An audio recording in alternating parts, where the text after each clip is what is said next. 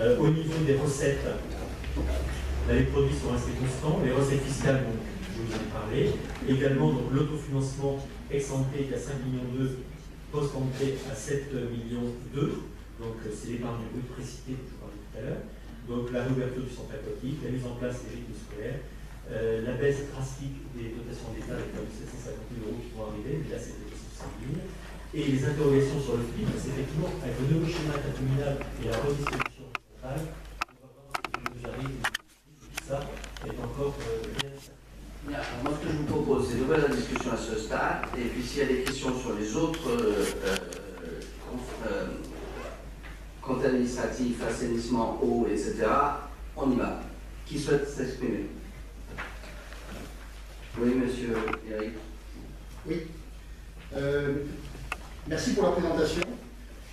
Les chiffres sont assez clairs. Ce qu'on peut, juste à titre de remarque, ce que l'on peut voir en fait, c'est qu'on a une diminution de la capacité d'autofinancement de la ville, c'est ce qui était prévu, c'est ce qui avait été voté. C'est ce qui sert en fait c'est ce qui nous sert de variable d'ajustement pour éviter qu'on ait une trop forte augmentation des impôts. Ce qu'on pourrait donc dire, c'est que dans le cas, dans notre structure budgétaire, il pourrait être sain, puisqu'on a une augmentation de nos coûts qui est mécanique, et qu'on ne souhaite pas trop augmenter nos impôts, qu'on soit capable de diminuer nos charges. Et d'où les remarques que l'on a fait, et on a bien compris qu'un certain nombre de charges de la ville étaient obligatoires, on n'avait pas le choix que d'enterrer nos morts, par exemple. Mais je pense qu'il sera quand même nécessaire que l'on puisse regarder quels sont les endroits sur lesquels il est possible que l'on ait une diminution parce que la situation que l'on a n'est pas saine. Parce que mécaniquement, en fait, on a nos dépenses qui augmentent, on a donc le volant d'investissement qui diminue, et ne pas investir, c'est aussi dangereux pour la suite. Donc ça, c'était la première remarque. L'autre remarque que l'on peut avoir, c'est le choix budgétaire qui a été fait concernant la piscine, qui avait été de dire que qui avait été de ne pas prendre de crédit sur la piscine. L'avantage que l'on en a, c'est qu'on n'a pas du coup d'emprunt et de taux d'endettement qui a augmenté. L'inconvénient que l'on en a, c'est que la piscine, ça a été un investissement qui se fait sur une durée. La dernière fois, je crois que des travaux avaient été faits sur le tête il y a 40 ans, et que c'était un bon sujet pour, de manière raisonnable, endetter la ville pour garder de la capacité d'investissement par ailleurs. Voilà, c'était les deux remarques que l'on souhaitait faire. Alors, il ne faut pas se contredire. C'est très important.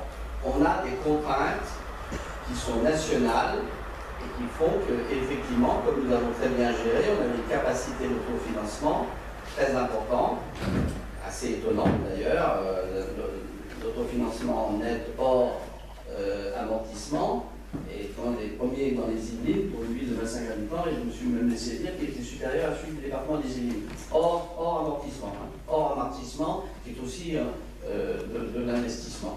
Bien. Le problème est le suivant. Vous dites sur la piscine, vous auriez dû emprunter. Vous n'avez pas intérêt à emprunter quand on lance les choses, parce que les contraintes, elles sont arrivées quand même évidemment après, l'affaire étant lancée. Il ne faut jamais oublier ça. Donc il ne faut pas faire, je dirais, la révision historique. C'est qu'à l'époque, on était capable de le faire sans trop difficulté, avec un fort investissement qui perdurait. Maintenant, il est vrai que pour éviter le matraquage fiscal, nous avons pris et nous continuerons à prendre un peu sur l'autofinancement, mais que nous ne pouvons pas nous permettre de descendre trop bas sur l'autofinancement parce que nous avons des dépenses récurrentes chaque année de l'entretien de notre patrimoine que nous devons faire, indépendamment des opérations nouvelles, il y en a une ou deux, mais que nous devons faire au risque d'avoir une dégradation de notre patrimoine et de le payer cher après. Bon, ça c'est le premier point. La question qui se pose, et qui ne se pose pas simplement dans cette ville, c'est qu'effectivement les collectivités représentant 72% des investissements nationaux en investissement public, il est évident que si les collectivités ont de moins en moins de capacité d'investissement, lèvent le pied des investissements et sont obligées, ne serait-ce que pour assurer le fonctionnement, de lever les impôts, c'est toute l'économie qui va en pâtir. Alors, comment en sortir? Il y a deux méthodes. Il y a bien sûr faire des économies, comme vous avez dit, ça renvoie à ce que je vous disais sur Expedia. Quelles sont les choses que nous pourrions arrêter ou transformer sans pour autant diminuer directement toutes les prestations de nos concitoyens? Mais il peut y avoir quelques prestations où on dit c'est terminé, on fait plus de cette manière, et il y a un certain nombre de choses qui ont commencé. Je vais vous donner un exemple tout simple et tout bête, qui n'est pas à la hauteur des enjeux. Mais quand on dit aux associations, très bien, vous voulez la vaisselle, vous la prenez, vous voulez la rendre lavée, quand on a commencé à faire ça, ça a été un tollé. Un tollé. En disant, bah non, il faut nous les amener, il faut les ramener, etc. Mais amener et ramener, c'est du personnel. Bon, et on a dit, stop. Hein, vous les prenez, vous les ramenez, si vous les cassez, vous les remboursez. Et donc, il y a toute une pédagogie à faire en interne et vis-à-vis de nos concitoyens. Ils comprennent vite quand ils reçoivent la feuille d'impôt. Hein. Ça, c'est évident.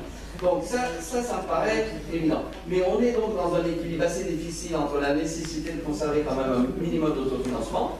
Ça ne veut pas dire qu'on ne va pas emprunter. C'est vrai, parce qu'aujourd'hui les taux sont encore bas, même si ça ne perdure pas, on verra bien. Mais ce qui est certain, c'est que pour revenir au cas de la piscine, on n'en avait pas besoin. Parce qu'on avait une capacité d'autofinancement où on portait ça. Alors, pour la piscine, il faut être net, il y a beaucoup d'autofinancement, mais il y a aussi un léger emprunt à 2,5.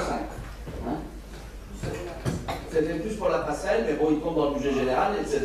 Donc, il y avait bien aussi une capacité légère d'emprunt.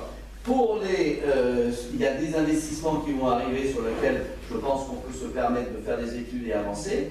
Il y a aussi quelques millions d'euros. On va voir comment on les finance et on ne peut pas refuser l'emprunt, mais comme le redit le prédécesseur de notre ami Philippe, j'avais oublié qu'à N+1, vous remboursez du capital et vous remboursez des intérêts, et que tout ça, c'est un coût. Hein. C'est pas pour vos beaux yeux que les banquiers prêtent. Bon, donc c'est un équilibre entre les deux. Voilà ce que je peux dire, mais il faut maintenir une capacité d'autofinancement, sinon on risque d'avoir des difficultés, ne serait-ce que pour maintenir notre patrimoine, qui est important. Autre question? Merci, je vous attendais, c'est important. Ah non. Allez, vas-y. Là on fait un paquet sur oui, jusqu'à la page 20 ou pas? Oui. Dans l'explication de vote, on reviendra sur l'explication. Oui, bah après. Donc simplement, enfin, deux petits points. Sur le budget de parc de stationnement, un élément déclaré. Oui. Il est excédentaire, je crois, à 200 000, enfin, c'est des chiffres qui sont là-dessus. Est-ce qu'il est possible d'utiliser cette excédence, qui n'est pas noté aujourd'hui, pour développer des réflexions sur les circulations douces, l'amélioration des transports en commun, les sujets qui ont été évoqués lors de la réunion publique sur le PLU? C'est déjà une première, je dirais, c'est de se donner un peu d'imagination sur la façon d'utiliser ces crédits, qui sont structurellement en excellent en termes de fonctionnement. C'est le cas. C'est peut-être complètement différent, mais vous allez répondre. Et l'autre point va concerner le mot qui a peut-être été le plus prononcé pendant l'intervention, qui a le plus écrit, c'est FPIC. Donc je pense que tout le monde sait maintenant ce que c'est et combien ça coûte à la ville. À ma connaissance, le FPIC, une partie de la façon dont il est déterminé, son assiette, est aussi liée à la ressource fiscale décidée par la commune. Donc il y a une partie d'augmentation des 400 000 qui sont aussi liées à l'augmentation qui a été décidée ici. Voilà, je n'ai pas cette évaluation-là, mais je pense que ce serait intéressant de l'avoir. Et l'autre point, c'est que ce qui est écrit en page 10 dans le compte administratif sur le FPIC, comme quoi il pourrait bénéficier d'une assiette intercommunale, est assez intéressante pour créer de l'affection sociétatis avec Beson. Oui, mais ça, c'est encore un autre discours, parce qu'après, il y a les retours et les tripatouillages pour ce qui est de la fiscalité des finances. Mais bon, c'est le seul avantage que je vois. Non, mais là, c'est vrai que c'est ce qui s'est passé le temps du côté de Saint-Germain, où ils ont truandé en ayant soi-disant coefficient d'intégration fort, et qu'en réalité, et puis pour le jour où la Cour des comptes va s'y mettre, le président qui appartient à la Cour des comptes, il faudra qu'il s'explique. Bon, alors, sur le stationnement, c'est un budget annexe. À l'instant, attends, je te passe la parole, François. C'est un budget annexe, donc l'argent qui est là-dessus sert dans la trésorerie de la ville, ça c'est clair, mais vous ne pouvez pas affecter ça à, par exemple, les circulations douces et autres. C'est autre chose. Mais les circulations douces, c'est souvent, je veux dire, c'est pas ça qui coûte le plus cher, ce sont des problèmes, je dirais, de discipline de nos concitoyens. Oui, Jean-François. Non, c'est simplement que par le stationnement, on vient de recevoir Vinci à cet après-midi. Il a clairement besoin de quelques travaux, notamment de peinture, de travaux d'étanchéité, renouvellement du système de péage, qui est très, très obsolète, très ancien. Donc, on a encore 2 ans de contrat avec Vinci, qui d'ailleurs a changé de nom, enfin, peu importe, pour ensuite peut-être repartir dans une DSP qui pourrait concerner le parking qu'on créerait effectivement sur le parking du marché. Mais avant de se relancer là-dedans, il y aura des travaux à faire et je pense qu'on pourra affecter l'excédent à ces travaux.